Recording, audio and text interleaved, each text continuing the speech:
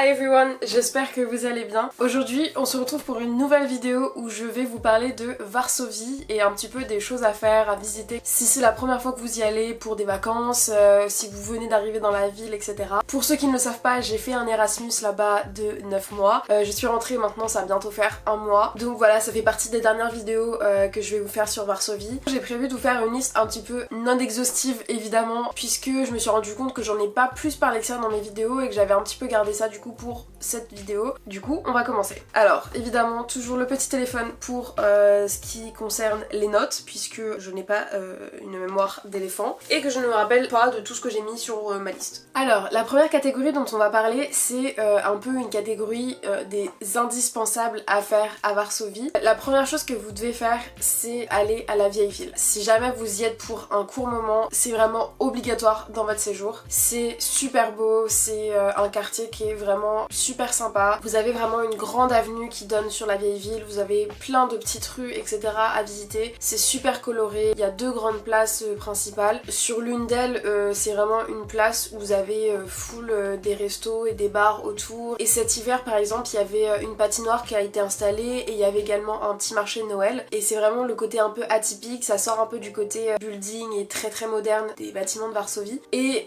en lien un petit peu avec la vieille ville, c'est une des grandes avenues qui donne du coup sur cet endroit. C'est la rue qui s'appelle Nowy Świat. Et cette rue là, c'est pareil, c'est obligatoire à faire puisque c'est une des rues principales de la ville. Vous avez plein de restos, de bars, de magasins et tout dans cette rue là et dans les rues perpendiculaires à celle-ci. Ça fait vraiment un côté vraiment rue piétonne. Et d'ailleurs généralement les week-ends et parfois aussi pendant certains temps pendant les vacances, toute cette rue là et du coup sa continuité vers la vieille ville sont bloquées et du coup ça fait vraiment des rues piétonnes, vous pourrez marcher au plein milieu de la route et tout. Et c'est très très fréquenté les week-ends, c'est vraiment un peu genre la sortie familiale, j'ai l'impression de vraiment de se balader dans ces quartiers là et d'aller jusqu'à la vieille ville. Voilà, je pense que c'est parmi les rues les plus populaires un peu de Varsovie. Ensuite on a également le Palais de la Culture. Je précise le Palais de la Culture, mais je veux dire un peu tout le quartier qu'il y a autour parce que c'est vraiment un quartier qui est pareil très commercial. Je sais pas comment on dit, mais bref, vous avez compris. Où il y a beaucoup de magasins, il y a un grand centre commercial à côté qui s'appelle Złote Tarasy, qui est super sympa aussi. Bah, vous trouverez tout un tas de magasins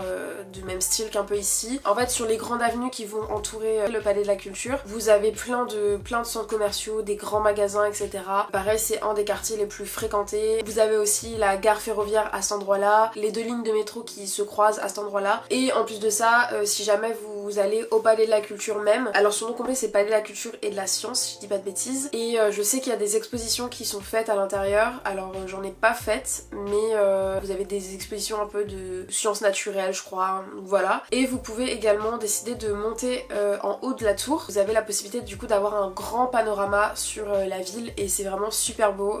On l'avait fait avec ma mère quand elle était venue me voir, c'était vraiment super sympa. En plus on y était allé un peu en fin de journée, nuit. Comme il faisait pas beau, on n'a pas pu voir de coucher de soleil en particulier, mais le ciel était super beau, c'était un peu violet, rose, et du coup bah là la ville était toute illuminée, enfin c'était vraiment super beau. Il y a également ce qu'on va appeler les bords de plage, puisque bah évidemment il n'y a pas de plage, il n'y a pas de mer à Varsovie, mais du coup il y a le fleuve la Vistule qui passe dans Varsovie et vous avez un endroit qui est une plage aménagée en fait. Vous avez vraiment du sable, vous pouvez vraiment vous poser sur la plage, etc. Et vous avez même du coup des espaces un petit peu éloignés où vous pouvez faire des feux de camp ou des barbecues directement là-bas. Vous avez des espaces exprès pour du coup amener vos grilles, votre charbon, etc.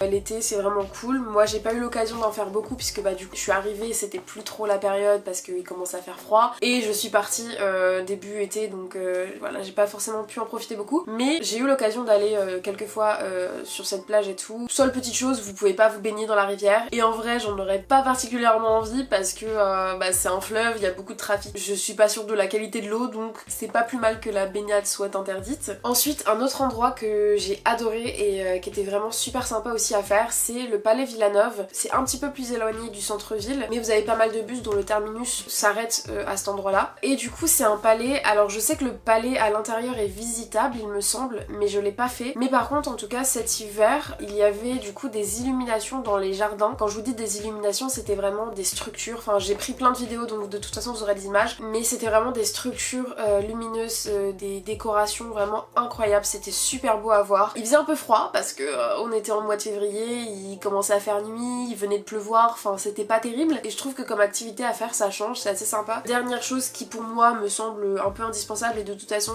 si vous vous baladez en ville c'est quasiment impossible que vous puissiez le rater puisque c'est un des plus grands parcs de Varsovie, mais c'est le parc Łazienki, si je dis pas de bêtises c'est comme ça que ça se prononce, et c'est un parc qui était juste à côté de chez moi donc c'était vraiment cool parce que j'y allais assez souvent. C'est un parc mais immense, vraiment j'ai jamais vu un parc comme ça dans une ville, enfin genre c'est vraiment à l'intérieur de la ville quoi, c'est pas excentré etc.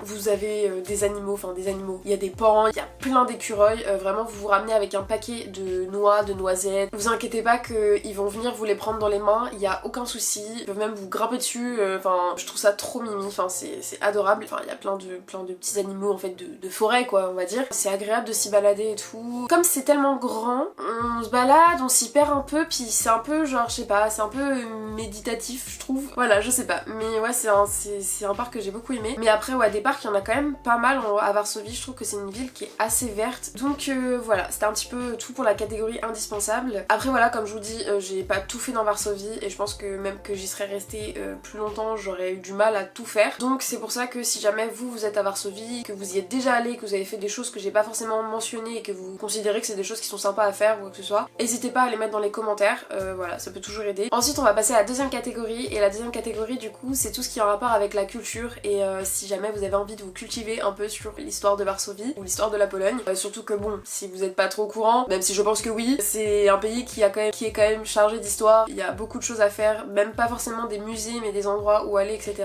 Parmi la liste que je vais vous faire, clairement j'en ai fait peut-être 3 ou 4, il y en a quelques-uns que j'ai pas fait, que je mentionne mais que j'ai pas fait. Premier musée, donc celui-ci je l'ai fait, c'est le musée Pauline, c'est du coup le musée qui retrace l'histoire des juifs à Varsovie depuis leur arrivée aux alentours du 10e, 11e siècle jusqu'à peu près fin de la Seconde Guerre mondiale et quelques années après. Donc voilà c'est super intéressant, je trouve que c'est assez interactif, je trouve qu'il est sympa à faire. Après c'est long, comptez bien au moins 2 heures, vraiment. Quand je vous dis 2 heures c'est 2 heures même sans lire tout, hein, vraiment, donc voilà. Si vous avez pas envie de lire parce qu'il y a beaucoup de choses à lire, mais genre vraiment beaucoup, je vous conseille de prendre un audio guide parce que l'audio guide il coûte 2 euros, vous pouvez l'avoir en français, c'est le plus rentable, surtout que les pancartes elles seront soit en anglais soit en polonais. Ensuite il y a également le musée de l'insurrection qui du coup celui-ci je l'ai pas fait mais je sais qu'il est assez intéressant aussi parce que du coup c'est en rapport avec le soulèvement de la population de Varsovie contre l'armée allemande. Voilà, je vais pas dire le mot mais vous avez compris. Et pareil, en fait c'est une grosse partie de l'histoire à Varsovie, donc si jamais vous êtes intéressé par ça, il y a ce musée là à faire. Et pour rester un peu sur le côté historique on va dire, il reste quelques fragments de l'ancien ghetto juif de Varsovie, puisque du coup c'était l'un des plus grands ghettos d'Europe. Aujourd'hui il en reste très peu de choses et il faut vraiment chercher, il faut vraiment savoir où se trouvent les peu de monuments, fragments de murs etc qui restent, parce qu'il y a quasiment plus rien. Il y a des endroits où du coup il reste des fragments de murs avec des plaques commémoratives etc. C'est aussi quelque chose d'assez intéressant à faire. Après ensuite pour passer sur des trucs un peu plus légers on va dire, vous avez le musée de la vodka polonaise. Voilà, je pense que c'est quelque chose qu'il faut faire si jamais vous aimez la vodka et que potentiellement vous intéressez sur la fabrication de la vodka. Je n'ai pas fait ce musée, j'aurais peut-être dû, enfin je sais pas, ça aurait pu être sympa. Il y a également le musée Copernic, donc celui-ci je l'ai fait avec ma mère et on s'attendait pas forcément à ça. Si vous avez des enfants, des petits-enfants, des neveux, des nièces, enfin bref, allez-y parce que c'est vraiment super pour les enfants. Ça peut être sympa pour les adultes mais c'est pas non plus exceptionnel. Donc en fait le musée Copernic c'est un musée qui est essentiellement basé sur on va dire la science, les expériences, je sais pas, c'est expériences sensorielles, expériences psychologiques, expériences je sais pas comment dire, mais il y a beaucoup de choses. Il y a des choses qui sont très bien, des choses qui sont un peu soit répétitives, soit juste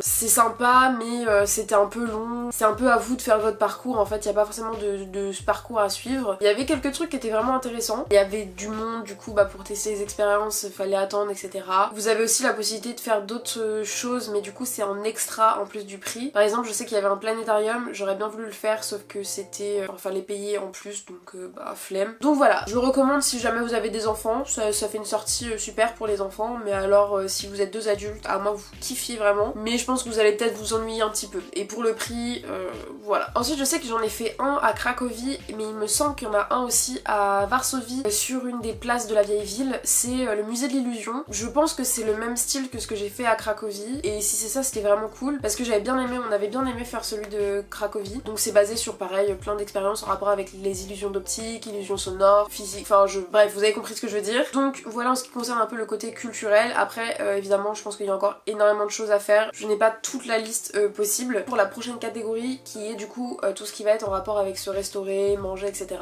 J'ai pas forcément énormément de noms de restaurants à vous dire, mais ça va être plus des quartiers, des endroits, etc. Ma recommandation première c'est évidemment Mannequin. Vraiment j'adore cet endroit et j'aimerais tellement qu'il y ait ce genre d'endroit en France, mais du coup au même prix qu'à Varsovie, ce qui serait carrément impossible. Mais du coup Mannequin c'est une chaîne de restauration polonaise, enfin il me semble que c'est polonais, qui sont principalement spécialisés dans les crêpes. Vous avez également d'autres plats forcément, mais c'est plutôt leur spécialité on va dire. Et comment vous dire que une crêpe salée c'est dans les 5 à allez maximum 7 euros, et c'est largement suffisant en fait pour manger. C'est-à-dire que vous finissez une crêpe, à aucun moment vous avez envie d'un dessert derrière. Suffisant pour se caler, et en plus de ça c'est très très bon. Ensuite là si vous voulez vraiment manger beaucoup plus typique polonais, c'est la chaîne de restauration Zapiecek. C'est pareil, pas cher, c'est super bon. Des Zapiecek vous en avez, je sais pas, genre au moins 4 voire 5 voire plus dans la ville, donc vraiment vous allez pas avoir de soucis à en trouver un. C'est vraiment des plats que vous pouvez retrouver dans d'autres chaînes de restaurants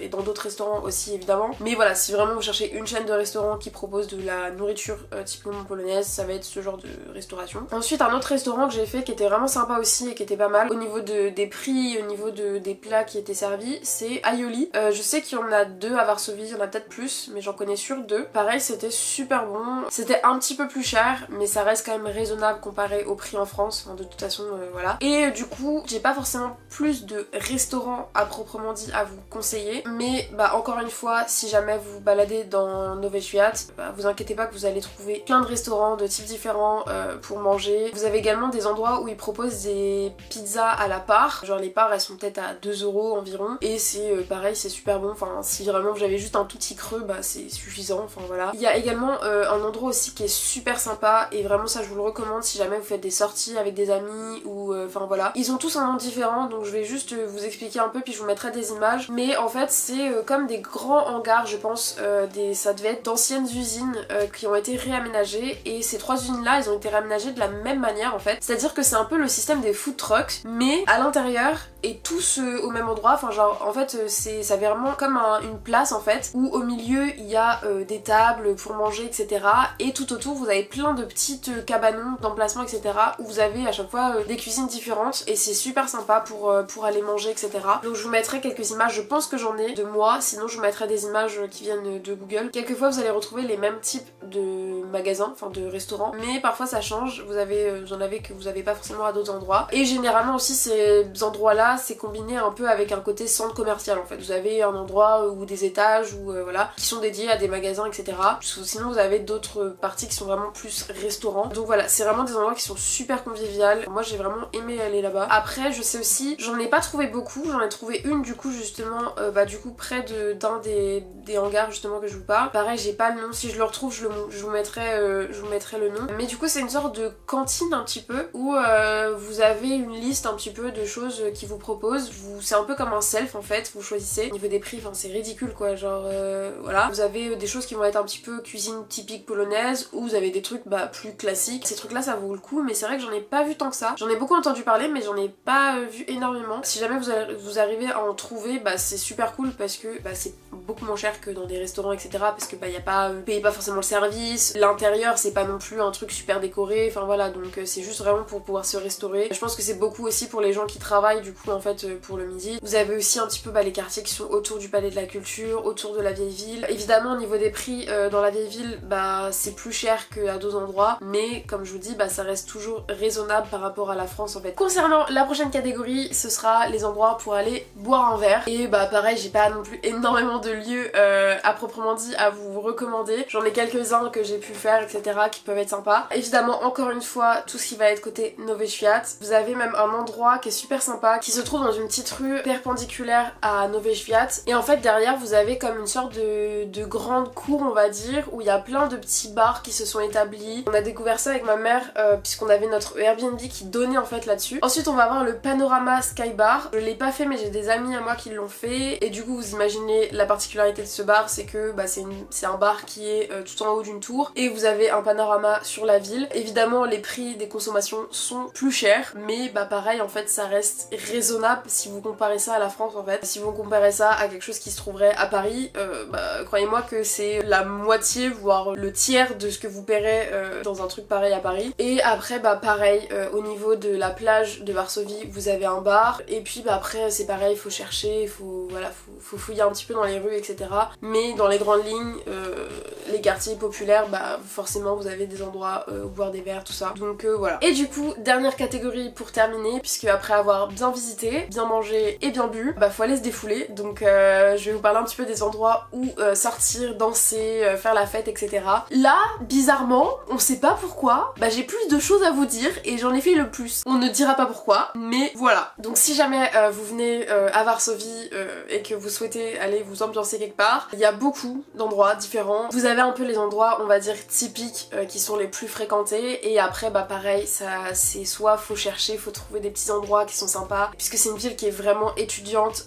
surtout beaucoup d'Erasmus etc. Il y a des endroits que je vais vous mentionner mais c'est des endroits qui sont majoritairement fréquentés par des étudiants et des Erasmus, des locaux aussi hein, évidemment, mais il y a beaucoup d'étudiants internationaux. Et le premier sur la liste c'est le Teatro Cubano. Pour toutes les personnes qui sont déjà allées à Varsovie et qui sont déjà sorties à Varsovie, je pense que ce nom vous est peut-être familier, mais c'est une des boîtes les plus populaires à Varsovie. Honnêtement j'ai bien kiffé toutes les soirées que j'ai fait là-bas, franchement il n'y a pas une fois où je me suis dit ouais c'est chiant. C'est juste que c'est très souvent la même musique et très souvent de la musique latine, même s'il y a eu quelques soirées où il y avait quand même des très bonnes musiques. Aussi il y avait pas mal de musique française dans une des petites salles, mais voilà majoritairement c'est beaucoup de musique latine etc. Ça dépend des soirées en fait, ça dépend des jours, ça dépend des soirées, mais voilà si vous voulez le truc un peu classique c'est la base quoi. Ensuite un autre endroit qui est également très fréquenté par les Erasmus et surtout beaucoup d'Espagnols, c'est le Club Park. Celle-ci par contre j'ai l'impression que toutes les fois où j'y suis allée c'était full espagnol, enfin genre la musique c'était quasiment que ça, donc c'est bien de temps en temps mais au bout d'un moment on en a un peu marre. Après j'ai fait aussi des soirées où il y avait aussi de la musique polonaise, donc ça a changé parce que c'était cool, je connaissais pas. Au moins ça fait découvrir un peu de la musique locale. Il est surtout fréquenté le mercredi, puisque le mercredi avec votre ticket d'entrée vous pouvez avoir une bière gratuite du coup, et en fait si vous gardez votre gobelet vous pouvez avoir un remplissage à volonté de votre gobelet jusqu'à 1h ou 2h du matin. Donc ça commence à 21h et ça finit aux alentours d'1h ou 2h du matin. Voilà, c'est super intéressant, sauf que généralement comme il y a énormément de monde ils laissent pas rentrer beaucoup de monde quand ça commence, et parfois il faut en arriver à soudoyer le vigile pour rentrer, mais sachez que soudoyer un vigile là-bas ça revient à dépenser 2 à 5 euros. Quand on sait que derrière on peut avoir de la bière à volonté, voilà je pense que le calcul est vite fait. Je sais pas trop en ce qui concerne d'autres jours parce que j'ai arrêté un petit peu d'y aller après. Ensuite toujours dans ce qui va concerner vraiment les boîtes, il y a le Room 13 qui est... J'y suis allée qu'une fois, j'ai pas forcément plus apprécié que ça parce que la pièce est super petite. Peut-être qu'il y avait d'autres pièces de base et que là elles étaient fermées ou je sais pas. C'était assez petit, c'est un truc vraiment tout en longueur. C'était pas non plus exceptionnel. Après comme j'y suis allée qu'une fois et que j'ai pas fait d'autres soirées etc, peut-être que ça vaut le coup. Donc voilà, si jamais vous pouvez aller vous faire votre propre expérience là-bas. Ensuite on a également La Pause qui est une autre boîte et qui elle est une boîte gay du coup. Et je sais aussi qu'elle propose des drag shows. C'est une des boîtes aussi les plus connues du coup de Varsovie, puisque je pense que c'est l'une des seules qui est une boîte gay. Je pense qu'il n'y en a pas énormément, mais celle-là elle est vraiment connue. Et d'ailleurs quand on avait fait la Gay Pride, il me semble que l'after de la soirée se passait à La Pause, donc voilà. Alors j'ai aussi du coup une boîte, je me rappelle absolument pas du nom, donc si Marianne tu passes par là, est-ce que tu peux mettre le nom dans la description parce que j'ai oublié. Mais du coup c'est une boîte qui est full techno électro. J'y suis pas allée parce que c'est pas trop mon délire, mais voilà si jamais vous c'est votre truc, désolée je n'ai plus le nom, donc je vous le mettrai en épinglé si jamais, je m'en souviens. Et pour les deux derniers endroits, donc c'est plus des endroits un peu... c'est pas forcément des boîtes, donc on a le premier, c'est le multipub.